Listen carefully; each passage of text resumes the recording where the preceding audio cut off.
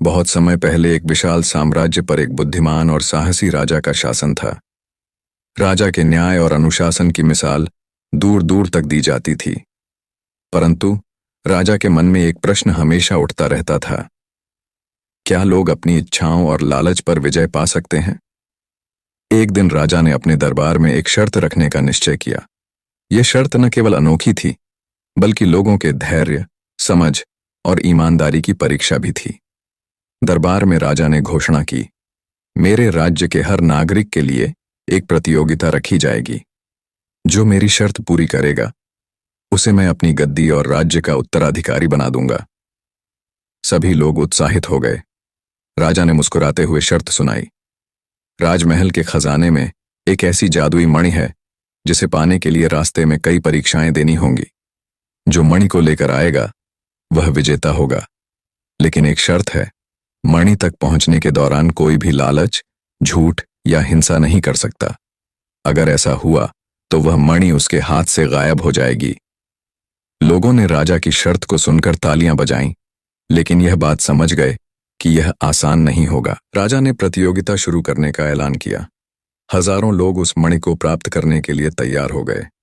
मणि तक पहुंचने का रास्ता 3 कठिन चरणों से होकर गुजरता था। नंबर 1, धन का मोह। पहला चरण एक खजाने के कमरे से होकर गुजरता था, जहां सोने चांदी के ढेर लगे थे। नंबर 2, भ्रम का जंगल। दूसरा चरण एक जंगल था, जहां हर व्यक्ति को डर और भ्रम से लड़ना पड़ता था। नंबर 3, न्याय का द्वार। अंतिम चरण में मणि के पास पहुंचने से पहले एक बूढ़े व्यक्ति के सवालों के जवाब देने पड़ते थे। प्रतियोगिता शुरू हुई, लेकिन कई लोग पहले ही चरण में हार मान गए। खजाने का मोह उन्हें रोक देता। कुछ लोग जंगल में अपने डर से हार गए और कुछ बूढ़े व्यक्ति के सवालों का जवाब देने में असफल हो गए। राज्य के एक छोटे से गांव में एक गरीब लेकिन ईमानदार युवक अर्जुन रहता था। अर्जुन ने भी प्रतियोगिता में भाग लेने का निश्चय किया। उसके माता पिता ने उसे सच्चाई और धैर्य का पाठ पढ़ाया था। अर्जुन ने खजाने के कमरे में प्रवेश किया, लेकिन उसने सोने चांदी की ओर ध्यान नहीं दिया। उसने सोचा, यह सब मेरे प्रयास का हिस्सा है, लेकिन मेरा असली लक्ष्य मणि है। भ्रम के जंगल में उसने अपने डर पर काबू पाया और अपनी बुद्धिमानी से रास्ता ढूंढ निकाला। अर्जुन न्याय के द्वार पर पहुंचा, जहां बूढ़ा व्यक्ति बैठा था। उसने अर्जुन से 3 सवाल पूछे। नंबर 1, सफलता का सबसे बड़ा दुश्मन क्या है?